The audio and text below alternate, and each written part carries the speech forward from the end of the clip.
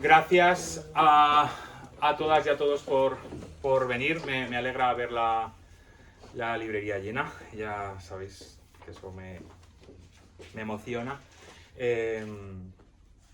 No sé cómo he grapado todo aquí a lo grande. Pero mientras tanto os voy a contar una buena. Porque ya sabéis que los que venís habitualmente sabéis que suelo empezar con los aniversarios del día. Nacimientos, fallecimientos, celebraciones especiales y tal. Y ha pasado una cosa. Que hace un momento ha entrado una niña a comprar, no sé lo que ha comprado, y es una niña que se llama Ágata. Y le digo, hombre Ágata, felicidades, hoy es tu santo. Santa Águeda y Santa Ágata son el mismo día. Y me dice, no, es mañana. Y le digo, no, es hoy. Y me dice, no, porque hoy es 4 y mañana es 5, que es el día de mi santo. Entonces, hoy es 4, efectivamente. Y yo he preparado todo esto sobre el día 5. Pero no pasa nada, porque como no estábamos en directo y lo voy a subir mañana a YouTube, va a quedar fenomenal. Claro, porque suele ser en jueves. Yo creo que me he liado con eso. Y nosotros mañana quedaremos como Dios. Exactamente. Entonces, hoy es 5 de febrero, Santa Águeda. Por estas tierras todavía es una fecha muy celebrada, especialmente por las mujeres. Tirando de memoria, se me antoja como una suerte de proto 8M. Tengo recuerdos de infancia muy locos con este día.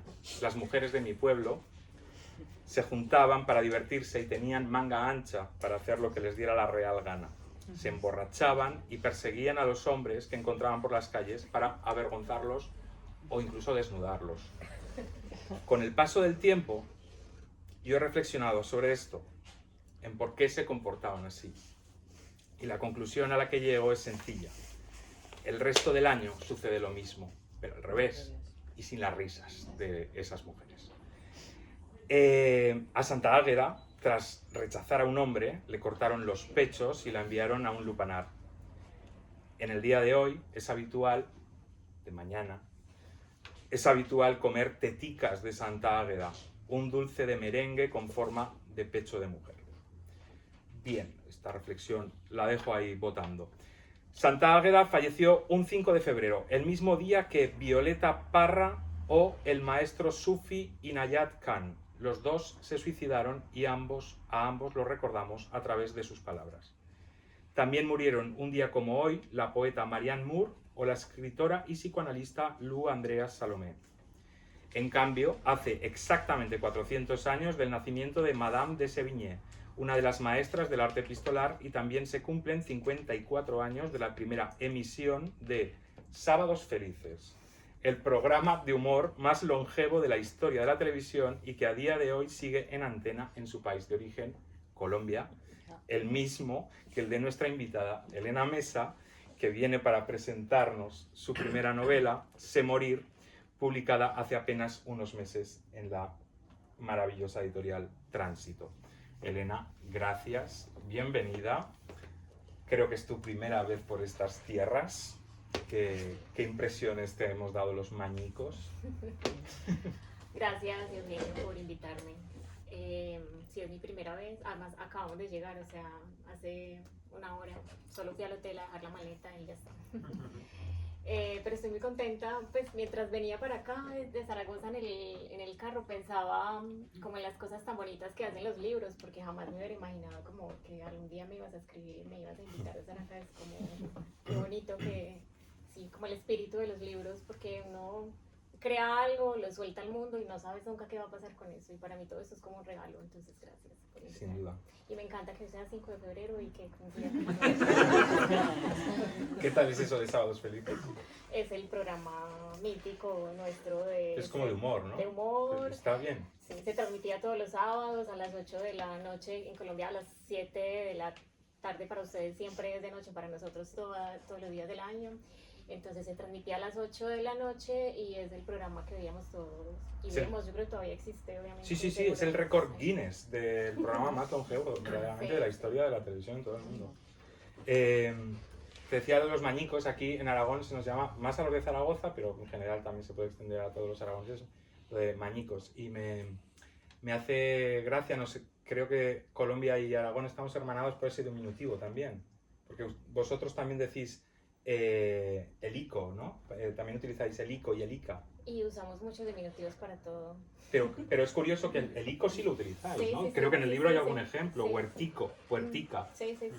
Y eso es algo que no sé si en España sucede. Sí, en Murcia puede que también digan, ¿verdad? Sí. Bueno, en fin, nada.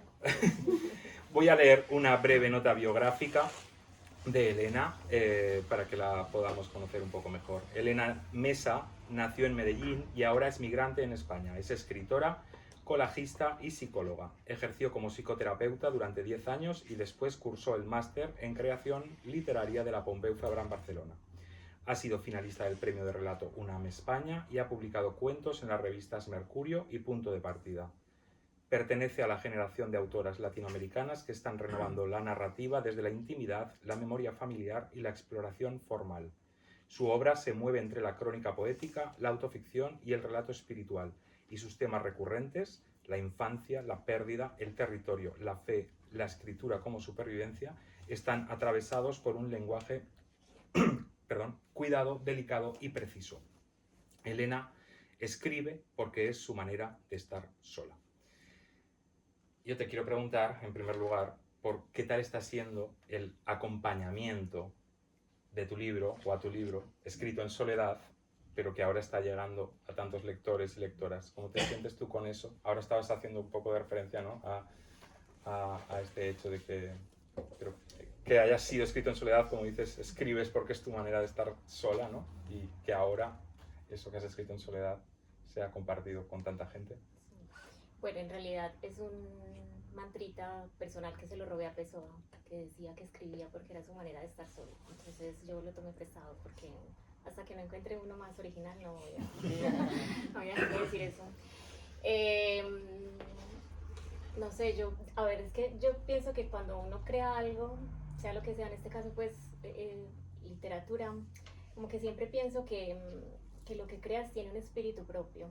Y el espíritu de este libro pues está concebido como en mucha soledad, en mucho silencio, en una escritura muy pausada, pues son 150 páginas que tardé 2 años y medio en escribir.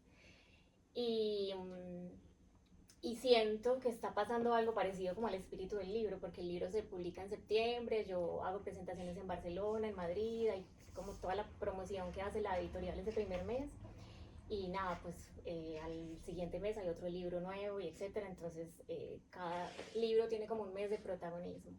Y eso pasó en septiembre y estuvo muy bien, y de pronto ahora, o sea, estoy aquí, el viernes estoy en Oviedo, el sábado estaré en Gijón, y han venido pasando como otras cosas que siento que están sucediendo como en esa lentitud del mismo espíritu del libro. Qué bueno. Y eso me parece muy bonito. Cuando estábamos en la entrada te hablé de una amiga librera en Barcelona, que es donde vivo hace ya casi 4 años, y se lo comentaba el otro día y le decía como, Marina, qué tan raro esto, que de pronto yo pensé que ya había pasado como el momento de las presentaciones y de pronto están pasando otras cosas, y ella desde su experiencia librera me decía, claro, es que ahora es el eco del libro de que ya está siendo leído, y entonces empieza a pasar un voz a voz y algo que es como, o sea, que no hace tanto ruido como la promoción del libro en su momento, pero que igual está como Ese es cobrando el buen bien. ruido. Ese es el buen ruido, porque el primero es eso, es marketing, es el ruido que se puede hacer con el lanzamiento, pero hay poca gente que lo ha leído. Cuando la gente empieza, yo creo que ese sin duda es el buen ruido, yo creo que es una gran señal. Bueno, antes de entrar propiamente en el espíritu del libro, te voy a hacer un test que hacemos de preguntas muy rápidas, que lo llamamos el test literaturita, y tú contestas rápido, y si alguna pregunta no quieres responder, pues no contestas y listo, ¿vale? Allá vamos. ¿De quién son las últimas páginas que has leído? De Mario Lebrero, ¿Libro? El discurso vacío. ¿Lees varios libros a la vez o uno detrás de otro? Leo varios libros a la vez. ¿Subrayas, doblas esquinas, dibujas, escribes en los márgenes, lápiz o boli? Nunca doblo en las esquinas, siempre subrayo, escribo en los márgenes y otras cosas. ¿Postura, lugar, mueble favorito para leer? Sentada en el sofá de mi casa o en mi cama. ¿Rutina de escritura? ¿Alguna manía, algún ritual? Siempre que puedo, lo primero que hago cuando me levanto es escribir o lo que soñé o lo primero que empiezo a pensar en el día. Es un ritual que tengo hace muchos años. ¿Como un diario de sueños o...? Y las dos cosas conviven juntas en las mismas libretas que estoy escribiendo todo el tiempo. Muy bien. ¿Escribes con brújula o con mapa? Escribo con brújula. ¿Librería de cabecera? La librería Palinuro en Medellín, donde nací y he vivido la mayor parte de mi vida, y la librería que me educó como lectora. Qué bien. ¿Has dicho que se llama, perdón? Palinuro. Palinuro. Palinuro en Medellín. Genial. Si van, tienen que ir a esa librería. Iremos. ¿Tienes algún gurú literario o prescriptor infalible? ¿Una amiga, un crítico? Tengo un amigo poeta que quiero mucho y en quien confío mucho, con quien comparto cosas ¿Se llama? importantes. Antonio Battle. ¿Y has asegurado haber leído algún libro sin haberlo hecho? Ay, quizá lo haya hecho cuando estaba muy jovencita, ahora no me importa decir no lo he leído o no lo voy a leer. O sea, seguramente Sí, sí, ¿no? sí. ¿Y un primer libro de la infancia? ¿Alguno que recuerdes con especial? Por siempre y para siempre, la historia interminable de Michael Ende. Muy No. bien. ¿Y el libro que más veces has recomendado? Es que yo me obsesiono con los libros y Aunque sea uno recomiendo, los ensayos de Úrsula K. Le Guin sobre la escritura, Contar es escuchar, por ejemplo. Genial. ¿Solo con tilde o solo sin tilde? Solo sin tilde. Sin tilde. Y venga, ¿alguna vez has robado un libro? Sí. Pero, o sea, no fue en mi defensa. Me encanta cuando empiezan ahora con las excusas. No fue intencional, pero no fue un libro ni siquiera para mí, fue un libro para mi hijo. Soy mamá, cuando Miguel estaba muy pequeño, íbamos a la biblioteca pública de la ciudad de Medellín, que se llama Biblioteca Pública Piloto, y prestábamos muchos libros en ese momento, y recuerdo que uno de esos libros lo prestamos y no lo devolvimos nunca, o sea, que se lo pedí prestado al principio, pero no lo devolvimos. Creo que hubo una historia similar, ¿verdad? Con alguien. Sí. Vale, la última pregunta es la que deja la anterior invitada sin saber quién es la próxima. En este caso fue Irene Pujadas y su pregunta no tiene nada que ver con la literatura. Luego cuando la hagas tú puedes también preguntar lo que quieras. Su pregunta es, ¿cuál es tu comida de confort? Mi comida de confort, unas gambas al ajillo. No está mal, no está mal. Vale, estupendo. Pues con esto, bueno, sí, pregunta, si se te ocurre una pregunta para dejar aquí colgando al próximo invitado o invitada. Ya. Sí, si se te ocurre, sí, así ya la dejo. Si no, pues lo dejamos para más adelante. Una playlist que recomiende para escribir. Creo que va a ser buena pregunta para quien para quien viene. Playlist para escribir, ¿no? Vale. Genial. Venga, pues seguimos. No sé quién ha dicho, creo que ha sido Elena, no sé si está por aquí. Elena, ¿estás ahí? Yo. ¿No has dicho tú que hoy era el día de la lectura en voz alta? Sí, sí, sí. Sí, pues bueno, claro, yo no lo he puesto porque para mí es 5 de febrero. Pero en honor al día de la lectura en voz alta, como casi siempre, voy a leer el guión que me preparo porque si no, no llego a todo y no me organizo bien. Bueno, el primer capítulo de Sé morir se titula La raíz y podría parecer un prólogo tuyo. Quiero decir, el lector puede pensar que la historia que se relata a continuación te implica en cierto grado de parentesco con los protagonistas de la novela. Aunque entre ese precapítulo y el segundo hay una dedicatoria que reza para todos, porque en esta ficción están sus íntimas verdades. creo que llevas pocos años viviendo en España, creo que acabas de decir 4. Y te quería preguntar, ¿ha ayudado esa distancia geográfica y emocional seguramente a impulsar esta novela o ya la traías de Colombia?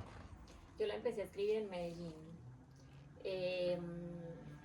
casi, no sé, un año antes de venir a Barcelona. Pero no iba a ser una novela. De hecho, a ver, yo venía a Barcelona a hacer el máster de escritura de la Pompeu Fabra que mencionaste y quería hacer un libro de cuentos porque yo siempre he escrito de corto aliento. O sea, esto es lo más largo que he escrito en mi vida y para mí es como si hubiera escrito 500 páginas. Así. Y entonces tenía algunos cuentos y luego dije, bueno, voy a intentar como crear una antología de cuentos y entonces empecé a escribir esta historia que llegó a mí de una manera muy particular, pero pensé que iba a ser una historia muy difícil de escribir.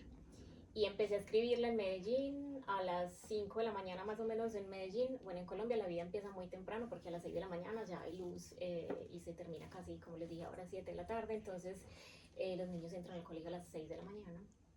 Y cuando Miguel se iba para el cole, yo me quedaba despierta en mi casa y empezaba a escribir. Y me pasó algo muy particular, es que pensé que era muy difícil, pero yo no pude soltar esa historia. Empecé como bueno, la historia no sé, tomó control de alguna forma. Me fui a un bar con un amigo y le conté lo que me estaba pasando, pues le conté lo que estaba haciendo y me dijo, ¿estás escribiendo una novela? Y yo le dije, yo no sé escribir novelas, yo no sé, o sea, no.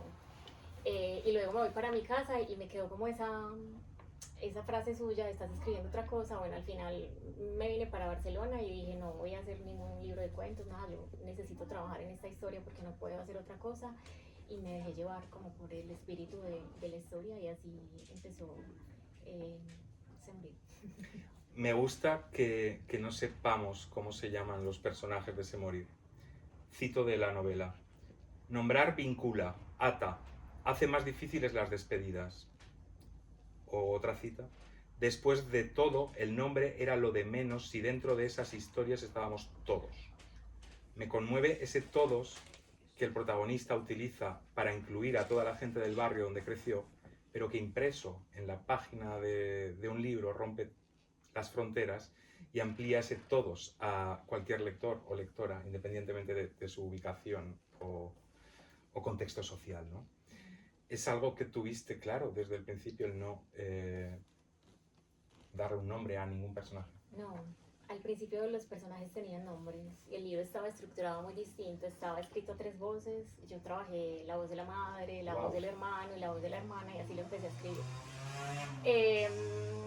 Pero nada, en la medida en la que avanzaba era como que me estorbaba, o sea, estaba muy contenta con la voz de la madre, la trabajé mucho, quizá era la parte que había más trabajado como con más conciencia, pero luego cuando trabajaba con la voz del hermano y la hermana tropezaba mucho y no entendía como que me estaba pasando en ese tropiezo, hasta que luego entendí como que había algo que sobraba y que no era necesario como que estuviera la voz de la hermana de la manera en la que estaba. Y luego nada, después como con mucha tristeza en un principio dije, o sea, tristeza en el sentido de que me sentía muy orgullosa de la voz de la madre y luego dije, esto tampoco, o sea, sí, bravo, aplausos para mí sola porque eso no lo ve nadie y nadie te lo reconoce, pero es como, esto no, ya, o sea, no tienes que deshacerte de esto. Y entendí pena, ¿no? que era la voz de él, que era su voz la que necesitaba contar la historia, pero luego, después en el avance de la escritura, vos te das cuenta que no es una pérdida de tiempo y en realidad no se desechaba porque las pocas veces en que la madre aparece en el libro de una u otra forma, yo tenía súper claro, o sea, esa voz en mi cabeza, cómo ella miraba, cómo tenía que decir o no decir algo, entonces al final es como, o sea, el trabajo igual valió la pena. Y sí, y luego entendí que era su voz y su voz en primera persona y evocar como las memorias de él, sí. Luego me quiero detener un poco más adelante en la figura de la madre en concreto, bueno, en la de los 3 protagonistas principales, pero antes, y para contextualizar un poco por si hay alguien que no haya leído el libro, quisiera ubicar dónde se desarrolla la historia. Sucede en el barrio París de Medellín, a principios, puede ser, de los años 90, un lugar donde la pobreza y la violencia son rutina donde los niños crecen a destiempo y los adultos cargan con sus traumas infantiles en una encerrona devastadora, donde la violencia machista y los abusos sexuales están a la orden del día, donde se comparte una toalla para 3, donde tienes que abandonar la escuela porque no tienes dinero para comprarte unas gafas, donde un libro es un lujo, donde se vive en hogares subterráneos, estratos bajo cero, sin intimidad ni seguridad, casas que deseas abandonar para siempre, aunque sea mediante un incendio, viviendas en las que se está más seguro en la calle que dentro de ellas, teniendo en cuenta que en la calle la muerte está prácticamente en cada esquina, palizas y tiroteos, un lugar donde las mujeres abortan a base de violentos golpes en el vientre, un lugar donde, y cito, todo el mundo cree que está permitida la violencia porque sí, y hay un daño tras otro y el resto de la vida está para intentar curarse de eso. Es ahí, y entiendo que nunca serán suficientes las palabras, donde crece el protagonista de la novela, esa voz que finalmente te centraste en ella, y creo que este contexto no es precisamente ficción. Ojalá, me encantaría que Claro. fuera ficción, incluso que fuera ficción hoy en día, pero no lo es. Pues esa pregunta te quería hacer también, Sí, por la evolución del barrio o de Medellín como ciudad, 30 años después, o no sé cuántos años han pasado desde entonces. 20 años largos desde sí, 20 años. No, mira, yo creo que la voz, como que yo entendí que la voz del personaje era la que era porque trabajé como con un diario real que existió y que inspira como la historia y la construcción del personaje. Me fui a un monasterio a las afueras de un pueblo en Medellín que se llama Guatapé, donde hay un monasterio benedictino que es el mismo monasterio donde el personaje real pasa su último año de vida, sus 18 años, y me fui para allá como para poner en contexto un poco qué es estar en absoluto silencio y soledad. Son muy estrictos, de hecho cuando vas al monasterio como tienes que vivir la vida del monje, no vienes aquí a tomarte fotitos o a hacer turismo, entonces tienes que respetar todo eso y vivir con ellos. O sea, yo me despertaba con ellos 3:50 de la mañana más o menos y hacía todo lo que ellos hacían hasta que se llegaban las 9 de la noche y empezaba el gran silencio. A propósito, en algún momento pensé que la novela se podría llamar así. Y bueno, entonces como que me fui para allá a leer el diario real que existió. Y yo me encontré en ese diario real mucha belleza. O sea, es una historia que me interpela mucho a nivel personal, entonces iba como con dos expectativas. Una, la expectativa personal de quiero una explicación como queremos todos los seres humanos cuando una persona decide suicidarse y los que quedamos vivos siempre nos vamos a preguntar mil cosas al respecto. Entonces iba como con esa pregunta personal. No encontré ninguna respuesta a eso. Sé que es muy ingenuo pensar que habría una, pero bueno, era inevitable. Y luego como una lectura ya más de escritora, si se quiere. Y encontré mucha belleza, o sea, encontré poesía, encontré como mucho sentido y a partir de ahí fue como que entendí un poco también que era una voz muy importante y de hecho cada vez que me sentaba a escribir, quizá porque conocí muy bien al personaje real también y eso me ayudó como a inspirar la voz del personaje en la novela, me salía muy fácil, es como si estuviera hablando de alguien que conocía demasiado bien, o sea, el tono fue lo primero que apareció y el tono es muy difícil de encontrar en la escritura. Y para mí eso fue lo primero, antes de cualquier otra cosa, antes que una estructura, antes que, es como el tono estaba dado de una manera muy, muy fluida, también por eso decidí como, o sea, si esto sale así, porque tengo que intentar poner otras voces en la novela, si el tono ya está, y le hice caso a eso. Y un poco lo que dijiste también hace un momento del todos, claro, es una historia como muy intimista de una familia, pero yo en Medellín también trabajé muchos años como en territorio social, desde mi profesión, pues que soy psicóloga, y conozco muchos asuntos de cerca de cómo está estructurada nuestra sociedad.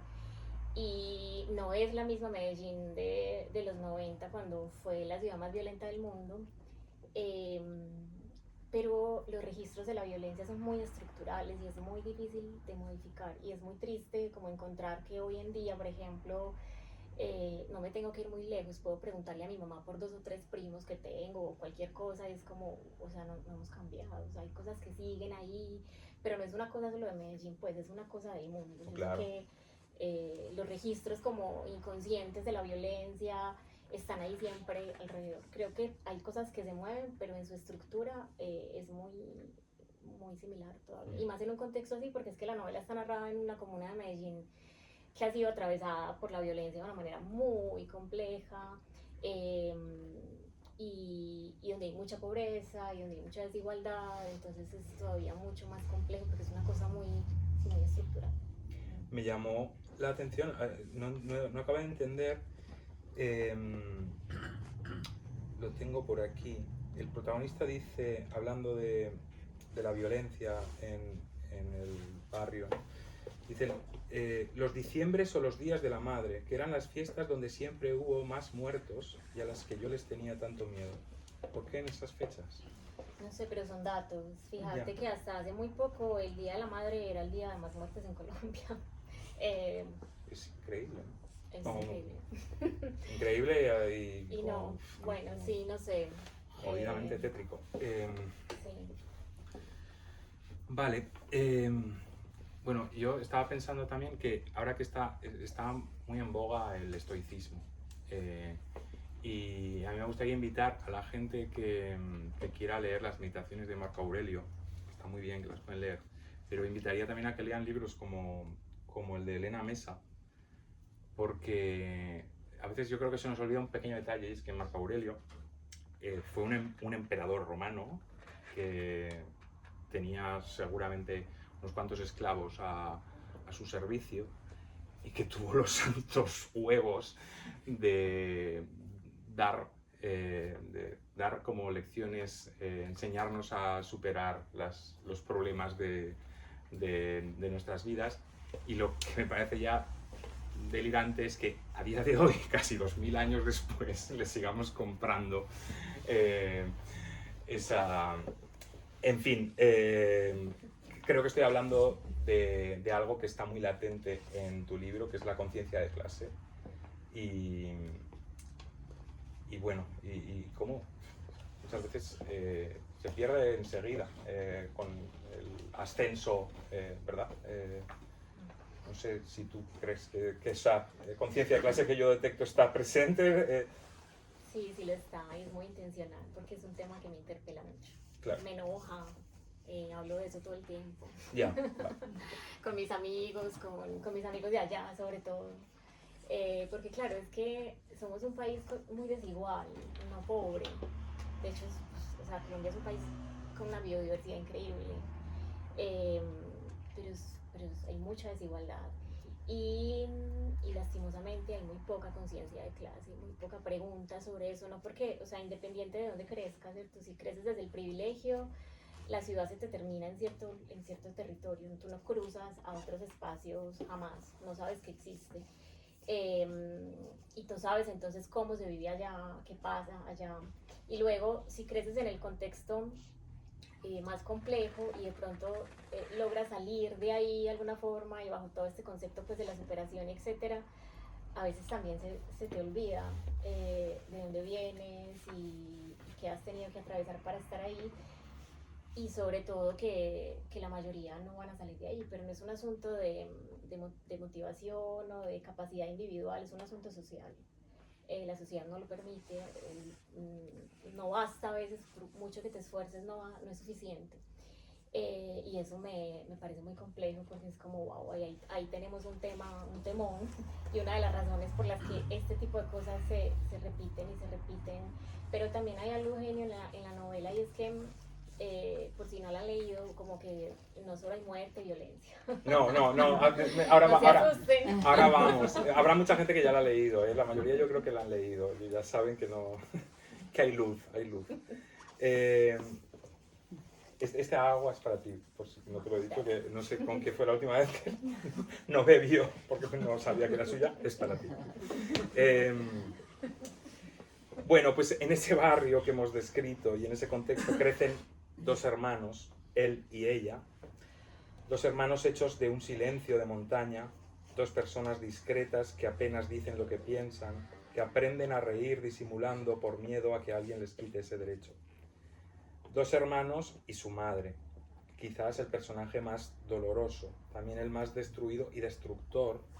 Es un personaje profundamente complejo, traumatizado y traumático, cuya presencia es, y estas son palabras también del libro, de la novela, cuya presencia es muy pesada. Antes ya has hablado un poco, pero tenía preparada esta pregunta que más o menos has ya contestado, pero ¿cómo fue tu relación con este personaje durante la escritura? Con el personaje de la madre. De la madre. Lo que pasa es que el tema de la maternidad también me interpela mucho, pues no solo porque soy mamá, sino porque siempre he mirado como con un poco de crítica la convención social de lo que se nos exige por el hecho de parir un ser humano, ¿cierto? Entonces, quería que en el libro no hubiese un juicio necesariamente sobre esa mamá, ni siquiera que los hijos la juzguen realmente. No lo hacen. Entonces fui muy cuidadosa con eso, porque como he trabajado también como en tanto territorio allá, conozco muchas historias muy complejas de mujeres que podríamos haber juzgado, pero que una vez hablando con ellas es como, yo solo veía una niña herida en todas esas mujeres que no pudo crecer de otra forma. Y jamás culparía a un ser humano por eso, insisto, es un problema social. Entonces, quería que eso se reflejara y lo trabajé, digamos, muy intencionalmente, como no quiero que juzguen a esta mamá, quiero que la observen y vean lo que pasa. Entonces, desde ahí, como intentando no juzgar esa postura de lo que debió haber hecho con sus hijos, sino simplemente como es un ser humano atravesado por, como tú lo dijiste, es una historia muy compleja, que es la historia de muchas mujeres.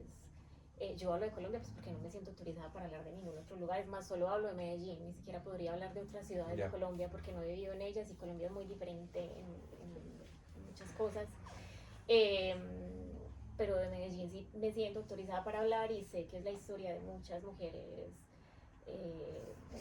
Trabajé con muchas mujeres, por ejemplo, que ejercían la prostitución y que yo atendía a sus hijos que estaban como en hogares de acogida, porque ya estas mujeres habían perdido la patria potestad de estos niños y yo tenía que hacer acompañamientos con estas mujeres y me llegué a acercar a sus historias de una forma, o sea, mi reflexión al final es como yo no puedo emitir un juicio de nada sobre ninguna de estas mujeres, o sea, no puedo. Y quizá eso también alimentaba mucho como el hecho de que yo muchos años después, estas experiencias, o sea, las tuve hace 10 años o más. Pero claro, eso como que alimenta un montón la forma en la que uno mira al ser humano. Entonces, de alguna manera, cuando escribes y construyes un personaje, pues lo alimentas de todo lo que eres, de todo lo que has vivido. Claro. Y por eso hablo de que es una ficción donde están las íntimas verdades, pues porque para mí la escritura sucede todo en el entorno de la ficción, pero la ficción está completamente empapada de lo que tú eres. Es que eso no me gusta ni discutirlo, porque para mí eso es como muy obvio. Es como, obvio. Sí. Uno tiene ahí todo puesto. Sí, yo estoy de acuerdo, total. Tenía dos citas sobre cómo los hijos no juzgan a su madre, me gustaría leerlas. Yo creo que instalarse en esa tristeza fue la forma que mamá encontró de seguir viviendo. Sé que parece absurdo, como mucha gente pensará que es absurda la forma que yo encontré de alejarme del mundo. Y luego dice, aunque todos vayan a juzgarnos por eso, aunque nadie vaya a querer hablar de eso, porque la gente siempre evita a los que están tristes y porque nadie quiere saber, aunque todos querrán saber por qué, hay algo de valentía en su elección y en la mía. Y si alguien quiere comprobarlo, solo tiene que asomarse un poco a su propio silencio. Me encanta ese párrafo. Y sobre los hermanos, que de alguna forma se pueden llegar a sentir huérfanos, pero el vínculo, me gustaría hablar del vínculo, de esa relación fraternal de él y ella, que es una maravilla. Dice, son citas también, aprendimos un lenguaje diferente al de la violencia, el ruido y el miedo. Nuestros encuentros más profundos siempre estuvieron atravesados por el silencio. Decía que es la luz de la novela para mí, esa relación. Y hay una imagen preciosa, que es la del cuaderno compartido. Escriben un diario, uno por cada lado. Me parece una imagen tan bella, porque al final terminarían coincidiendo, ¿no? Sus vidas y sus diarios. Me parece muy, muy simbólica y muy bonita. Y bueno, padre no hay, porque, y cito medio también literalmente, porque en el barrio se conocen pocos, son un caramelo escaso. La palabra papá es tan ajena que parece que no hace parte de mi vocabulario. Todo lo que yo veía a mi alrededor lo hacían las mujeres. Y aquí me parece también que haces un homenaje muy bonito a las vecinas y a esas mujeres, porque las vecinas están casi como el coro de las tragedias griegas, están ahí en tantos momentos, ¿verdad?, de la novela. Sí, también son datos que no hay padres. Ya imagino. Ahora mismo no lo tengo actualizado, pero no es solo un dato de Colombia, es un dato muy de varios países de Latinoamérica, la familia monomarental sobre todo, la ausencia de los hombres en el hogar. Y también me interesa remarcarlo porque tiene mucho que ver con nuestra identidad y con la manera de ser que construimos las mujeres en Colombia, de ser mujeres, porque es como que te toca ser muy berraca, como decimos nosotros, y hay que ser muy fuerte y muy trabajadora, y la mujer mantiene el hogar y no sé qué, y no sé qué. Pero claro, nunca lo haces sola, siempre están las otras mujeres acompañando, cuidando, y por eso la presencia como de las vecinas. Siempre es como pasa algo y es la vecina, ella, la que te ayuda o la que te apoyas, porque ellos no están. O si están siempre por fuera, trabajando o en otros, bueno, en otras cosas. Pero sí, es una sociedad como muy edificada bajo ese paradigma o sea, que al final termina siendo como un mandato muy inconsciente y muy cultural de cómo tiene que ser la mujer colombiana, porque es el sostén de las familias y aunque pelees con eso y aunque estudies y creas que eres muy inteligente, lo que sea, y al final te descubres, o sea, uno siempre se descubre como, igual estoy actuando el mandato, siempre en algún momento como que una se descubre siendo parte de eso también, o sea, que lo digo no como, eso pasa allá, sino como, claro, es como yo también lo he hecho, todos lo hemos hecho y como que distanciarse de eso es difícil. Y ahora que me preguntaba sobre la distancia, creo que en ese sentido también es importante, para mí ha sido importante sí la distancia, como terminarlo de escribir lejos, porque no es una distancia solo física, sino una distancia muy emocional y una gran distancia, 20 años desde que sucede la historia real que inspira la novela. Entonces también creo que como que todo ese espacio temporal y emocional me ayudó a que la novela estuviese escrita en un tono diferente, porque yo no la escribí desde una herida abierta y profunda y traumática. De hecho, una de mis amigas más cercanas estaba muy preocupada por mí como cuando la estaba escribiendo, porque igual leí mucho sobre suicidio para poder también acercarme al suicidio como yo lo quería abordar. Y me pregunta, ¿pero estás bien? ¿Estás bien? Y yo, sí, estoy súper bien. De hecho, lo estaba pasando muy bien, súper concentrada. ¿No? O sea, cuando la terminé me metí de una forma muy de lleno en la escritura. Y sí creo que la distancia ha sido también importante como para responderte eso que no, Claro. no lo dije ahora. Sí.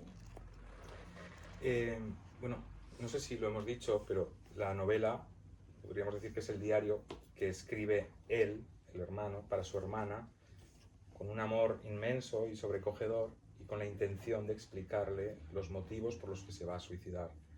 Esto le imprime a la novela, lo mencionabas antes, un ritmo sosegado, lento y lúcido, que la lucidez no es nerviosa, es reflexiva y pausada, es silenciosa, es un ritmo de diario, es el lugar donde ordenamos nuestra memoria, por jodida que pueda ser. Como dice el protagonista, hay que desacelerar las palabras, dejar que corran lento.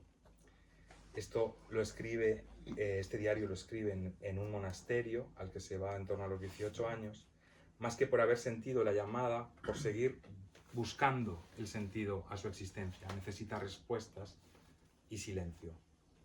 Es como la última esperanza para poner fin a su angustia. Pero allí lo que encuentra no es la fe, sino la confirmación de su decisión, la misma que ya tomó siendo muy niño. Y ahora, para entrar en otro terreno, una cita que también me parece muy importante en la novela, o al menos a mí me lo parece. Cuando uno busca, aparece una oscuridad a la que se tiene que asomar, y hay que enfrentarse a ella, no salir corriendo y dejar el trabajo a medias, porque precisamente después de atravesar eso tan oscuro es cuando viene la paz, la capacidad de habitar el mundo con la ligereza del monje y también la relación divina con Dios.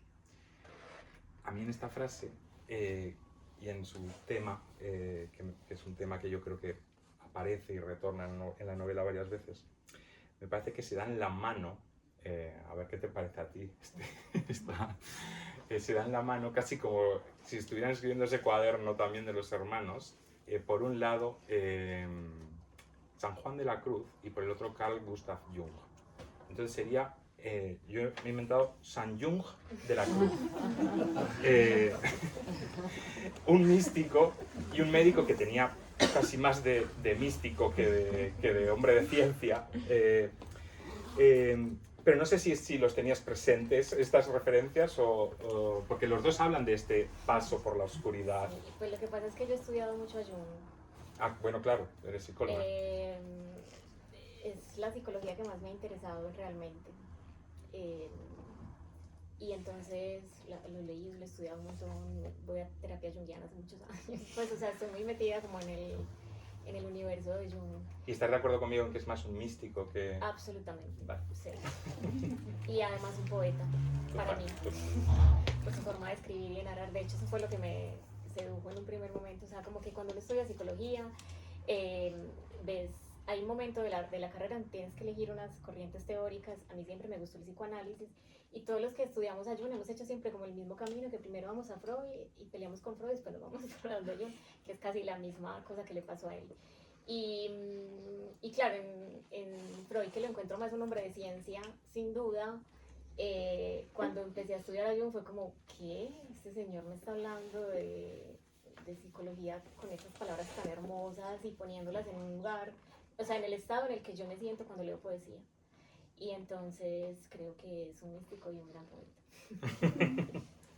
Bueno, pues sin salir tampoco demasiado de Jung o del psicoanálisis, también creo que tenemos que hablar de la infancia, nuestra patria, dice mucha gente, y para los psicoanalistas la piedra de toque, ¿no?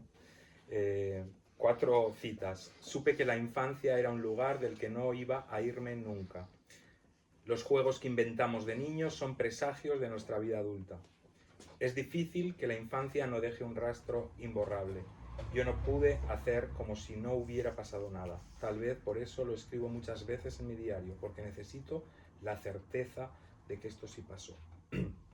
En el documental, no sé si lo habrás visto, aquí en España sí que es famoso, de una familia de poetas, Los Panero. Es un documental, está chulo, se llama El Desencanto. Además, desde el punto de vista de la psicología también es muy interesante porque allí cada uno tiene un trastorno a cual más está más pobre, pero bueno, eran personas muy, muy creativas. Y Leopoldo María Panero, el hijo, seguro que aquí mucha gente sí que ha visto ese documental, ¿verdad? Dice en un momento, en la infancia vivimos y después sobrevivimos. A mí es una frase que me ha gustado mucho, pero que tras leer tu libro no dejo de pensar en la injusticia de aquellos para los que desde la infancia ya tuvieron que sobrevivir. O sea, no esa frase de Panero de la infancia vivimos y después sobrevivimos ya no tiene sentido, ¿no? Y me hace darme cuenta del privilegio o de la gran suerte de haber tenido una infancia en la que, a pesar de haber sufrido, porque yo al menos sufrí, pero no tuve que sobrevivir. ¿Qué importancia tiene para ti la infancia? Y si quieres que sigamos hablando en el terreno un poco del psicoanálisis. Sí, es que justo pero yo creo que está muy yo presente. decía que, o sea, lo voy a parafrasear pues porque no recuerdo exactamente las palabras, pero era como si quieres observar el inconsciente colectivo, tienes que ver a los niños jugar. En el juego de los niños está todo, y a mí eso me voló la cabeza, es como, wow. Y sí, O sea, porque está todo, también está, o sea, está la capacidad de imaginar, está la crueldad, está el amor, está, no sé, la inocencia, está, bueno, todo decía él como el inconsciente, lo inconsciente colectivo. Y yo creo que los niños, particularmente de esta novela, tienen en medio del horror y de la supervivencia a la que se tienen que enfrentar todos los días, tienen mucho amor. O sea, a mí también me interesaba reflejar que eso también es posible en un contexto así. Y de hecho eso es lo que sostiene la vida. O sea, no estoy esperando que una sociedad cambie de un momento a otro o que haya de pronto mañana más conciencia de clase y más conciencia social y etcétera. No, no soy optimista para nada en eso. Pero me parece increíble y muy hermoso que en medio de situaciones muy complejas, de la nada surja, en este caso, por ejemplo, la belleza del amor entre dos hermanos que se sostienen. Y complejizarlo aún más porque es como, aún así, igual él se quiere morir. Y eso me parece como una lección de vida impresionante que, o sea, primero le tuve que aprender yo como persona y después intentar escribirla, porque cuando dije al principio, claro, me voy allá al monasterio a buscar respuestas en un diario, era como que no hay respuesta porque no hay nada que responder, o sea, hay libertad en una decisión, no hay un trastorno mental, no hay una crisis existencial, no hay una angustia, claro, hay todo un contexto de vida que no podría explicar muy fácilmente si quisiera explicarlo A, B más C, claro, me suicido, pero en este caso no. Y eso también creo que fue lo más difícil de intentar hacer en el libro. Y más viniendo de la psicología, porque yo no quería que se sintiera como un libro escrito por una psicóloga, eh, aunque es inevitable pues que eso no vaya a influir en la forma en la que yo voy a construir psicológicamente un personaje, pero, pero eso me parece que hay de todo en la infancia, estoy de acuerdo con John en esa frase y en este caso particular me parece que es también como la luminosidad que tiene el libro y que la he visto en la vida real en muchas circunstancias y es porque al final la pregunta es como qué sostiene la vida, entonces, o sea, no solamente porque alguien se quiere morir, sino que sostiene la vida y en este caso es como esa vida se sostiene a través del amor, pero aún así en un punto el personaje principal dice, vale, pero yo llego hasta acá, no camino más contigo por mucho que te ame, porque es mi decisión y está libre de pensarla desde esta persona está enferma, o esto es el resultado de un trauma, va por un lugar muy distinto que para mí también ha sido pues como muy difícil de comprender. En la búsqueda del protagonista, la única certeza que obtiene es la de la muerte y también el ser consciente del poder que tiene para acabar con su propia vida, ¿no? Una cita. La palabra muerte siempre nos asusta. Es curioso, nadie quiere mirarse ahí, aunque es la única certeza que nos queda. Dada su condición tautológica, la muerte no tiene por qué ser algo negativo. Y el protagonista de la novela necesita terminar con ese sufrimiento que le agota día tras día. Ansía ese descanso eterno. Y de hecho, cree que Dios será el único que le va a comprender. A mí me parece que consigues algo muy difícil con un tema tan espinoso o complejo como el suicidio. Y es que, al menos desde mi punto de vista, el lector termina respetando al 100% la decisión del suicida. Lo comprende o como poco no lo juzga. Y me resuena mucho la palabra dignidad, ¿no? Aquí. Pero no sé si has encontrado lectores y lectoras que están en desacuerdo con esta... hablando del suicidio, ¿no? Sí, no, pues en realidad casi siempre he escuchado como un comentario parecido al de, por lo menos no juzgar, no juzgar la decisión del personaje. Luego, bueno, muchas personas también me dicen que conocen historias parecidas, porque les pasó en su familia o etcétera, y de alguna manera como que han, o sea, no ha sido tan, o sea, sé que es dura la lectura para mucha gente, pero al final es como una sensación de tranquilidad, no sé.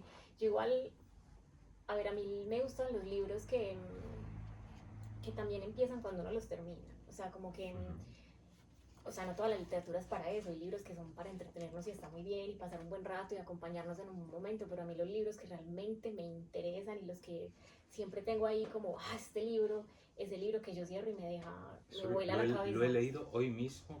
¿Quién lo decía? Esa misma, creo que era Jorge Carrión, que le preguntaban por qué tipo de libro, en una entrevista reciente, no sé en qué medio, pero creo que daba prácticamente la misma, y bueno, yo estoy de acuerdo también, por supuesto, perdona que te he interrumpido. No, tranquilo, no sé, quizás sea Jorge.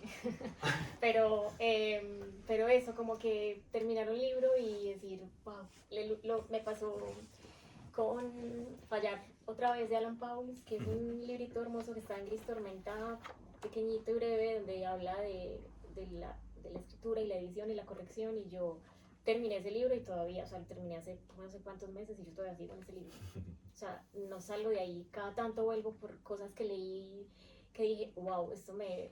O sea, y ahí es como ese tipo de libros, o sea, lo leí hace, no sé en qué mes, quizás hace un año, no sé, pero es como que todavía estoy ahí.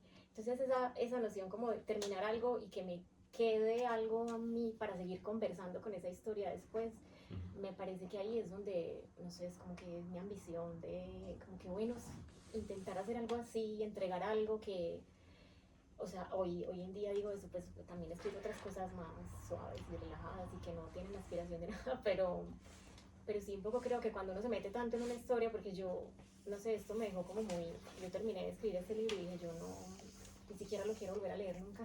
Ya. Es como una cosa muy física, de hecho, era como no, Ya. cuando lo hablé con Sol, la editora, le dije, Sol, yo no, o sea, sé que vamos a tener que trabajar en el libro, obviamente, pero yo no puedo escribir más. Yo no tengo ni una sola palabra más para poner ahí. Habrá cosas que tendremos que mover, corregir, obvio, sí, pero yo, o sea, esa fue mi primera conversación con ella, porque de verdad, si me hubiera dicho, hay que escribir un capítulo más, yo le habría dicho, no puedo. O sea, no me daba, ni siquiera físicamente. Entonces, cuando pones tanto como en algo, es como, bueno, esperas que deje algo más también, de alguna forma. Estaba pensando en esto que decías de los libros que no te dejan, que pasa el tiempo. De otra forma, a mí alguna vez me pasa que de repente me descubro en un pasaje de novela, hablo, en una escena de una novela que ya he leído hace meses y no sé cómo, ¿sabes? De repente estoy ahí y me parece muy curioso. Y me estaba preguntando si os pasa, ahora que dices que terminaste agotada el libro, si os pasa a los escritores y escritoras que como que volvéis a esas escenas que también están en vuestra cabeza, ya no como lectores, sino como creadores, ¿no? ¿Eso sucede? Que podáis como, que de repente, ¿sabes? Como que descubrirte de nuevo metida ahí. Sí. Pues a mí, por fortuna, no me ha pasado en este libro. No. Supongo que es como que sabréis No sé. desprenderos de eso, ¿no? Soy un poco radical como en esas cosas. Una de mis amigas dice que es porque soy escorpión, entonces que... Yo también. ¿De qué día? El 16 de noviembre. El 7. Es como, ya se acabó. Lo di todo, ya no hay nada más que hacer ahí. Pero uno siempre vuelve porque luego conversas con las personas y te hablan de sus lecturas y te dicen cosas como, ay, mira, nunca lo... O sea, como que qué bacano que alguien te diga que leyó esto, vio esto, cuando tú ni siquiera lo pensaste mientras lo estaba escribiendo. Entonces creo que en ese sentido, en la conversación sí vuelve, pero no como quedarme ahí o volver a una escena. No. De hecho, cuando ya, o sea, cuando se publica el libro, generalmente ha pasado mucho tiempo desde que lo escribiste, porque viene todo el proceso de que te lean, te quieran editar, la publicación, etcétera. Y yo lo único que quería era empezar mi proyecto nuevo, o sea, no quería ya como, sí. Ya, conozco eso, sí. Bueno, voy a ir terminando porque, pero me gustaría mencionar, aunque sea por encima, algunos aspectos formales del texto, como la presencia semioculta pero constante del poema La noche de la Pizarnik. Cada verso, quienes lo hayáis leído os habréis dado cuenta, cada verso es el título de cada capítulo, ¿no? O la introducción de unos collages fechados en 10 meses consecutivos que reproducen los que le hace el protagonista a su hermana y cuyos títulos forman parte de un texto lírico del propio diario que termina con la frase que da título al libro, sé morir. Me parece un título bellísimo, una frase con un poder tremendo. No sé si nos quieres contar algo sobre los collages o esto que estoy mencionando. Sí, pues A ver, yo hago collage hace muchos años, analógico principalmente. Siempre trabajé el collage por un lado y la escritura por el otro. Y Perdona, esos collages son tuyos. sí, son míos. Vale. A ver, son míos, pues ya te voy a explicar el proceso. O sea, yo puse las manos. Ok. Pero bueno, quería homenajear un diario real que existió, Ujú. donde claramente pues el silencio era muy importante, entonces como vale, ¿cómo homenajeo esto con ausencia de la palabra? Es como yo trabajo el collage, lo puedo hacer a través de las imágenes. Fui muy ambiciosa al principio, quería hacer otra cosa muy distinta, pero luego entendí como no es lo que tú quieras, que eso es otra cosa que la escritura siempre le está enseñando a uno, no es lo que tú quieras, o por lo menos eso pienso yo. Bueno, es lo que tú quieras, es lo que el texto va pidiendo, son otras cosas. Y bueno, al final tomamos la decisión de que los collages estuvieran en medio de la novela, en medio del libro, que fue una decisión que me ayudó a tomar Donna y Sol, la editora, porque yo no sabía qué hacer con ellos. Los moví de lugar varias veces en el libro, igual que el libro estuvo escrito primero a 3 voces, etc. Con los collages también pasó eso, como que tuvieron distintos lugares. No quería que se vieran como una ilustración del libro porque no lo son, entonces bueno, conversamos y ellas me ayudaron como a encontrar el lugar que se decidió finalmente, que es en el medio. Y usé, pues lo que pasa es que en un libro impreso es muy difícil de ver como esos detalles, pero yo me fui a buscar materiales como que realmente coincidieran con la época en la que los hechos pasaban. Bueno, de una manera muy obsesiva, las personas que hacemos hacemos esas cosas.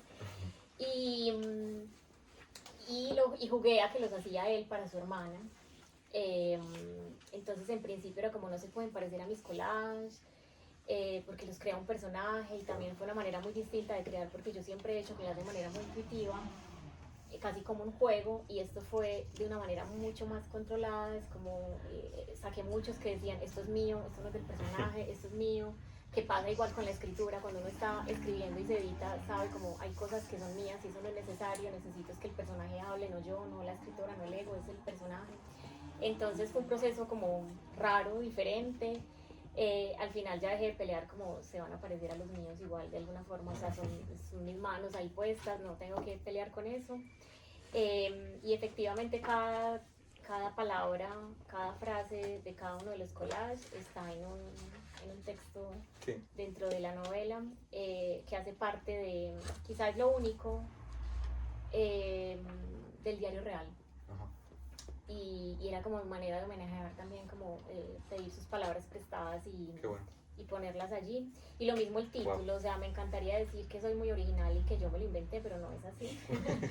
Yo cuando me fui al monasterio con el diario real y me encerré en esa habitación que me correspondió y abrí el diario por primera vez, que es un cuaderno viejo, amarillo, bueno, escrito hace muchos años. Yo abro el cuaderno y había un recorte de periódico muy viejo, amarillo ya también, porque llevaba ahí 20 años o más, y decía se murió. Entonces yo abrí el diario y dije, ya está, o sea, no tengo nada más que decir y nunca cambié. Wow. Bueno, para terminar, sí, te voy a hacer otro juego de preguntas, el juego de las referencias. Es el juego del que prefieres, seguro que lo has visto. ¿Qué prefieres? ¿A mamá o a papá? ¿No? Pero con referencias que he podido extraer de tu libro, ¿vale? De ese morío. Entonces, vamos allá. ¿Qué prefieres? ¿Un barrilete o un piel roja? Un barrilete. ¿Un barrilete o manzanitas de coco? Manzanitas de coco. Yo no sé lo que es manzanitas de coco, pero suena muy bien. Muy lindo de mi niñez. ¿Manzanitas de coco o ponqué ramo? Manzanitas de coco. ¿Manzanitas de coco o el libro de los salmos? Manzanitas de coco. ¿Manzanitas de coco o Jesús Aguado? La carta al Padre de Jesús Aguado. Venga, la carta al Padre de Jesús Aguado o escuchar Veracruz Estéreo. Escuchar Veracruz Estéreo. Veracruz Estéreo es una emisora, ¿verdad? Fue una emisora de los Fue. 90 donde escuchábamos Los Prisioneros todo el tiempo. Vale. ¿Veracruz Estéreo o Lady Di? Veracruz Estéreo. ¿Veracruz Estéreo o Manuel Mejía Vallejo? Manuel Mejía Vallejo. ¿Mejía Vallejo o Francisco Luis Bernárdez? Mejía Vallejo. ¿Mejía Vallejo o Margarit Yurcenar? Margarillo. ¿La Yurcenar o Mary Oliver? Mary Oliver siempre. ¿Mary Oliver siempre o García Márquez? Mary Oliver. ¿Mary Oliver o Alejandra Pizarnik? Alejandra Pizarro. ¿Alejandra Pizarnik o Los Prisioneros? No.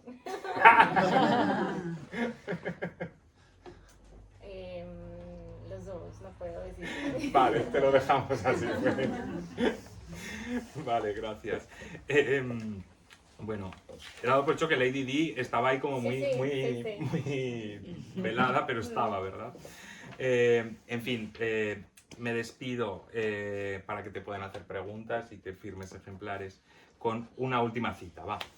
Es difícil saber de qué lado estará uno, si con el corazón abierto o cerrado. En tu caso, yo creo que es fácil, puesto que a mí me parece que tu corazón es todo lo contrario al que cantaban Los Prisioneros, de estrechez de corazón. Creo que en tu caso es fácil saberlo.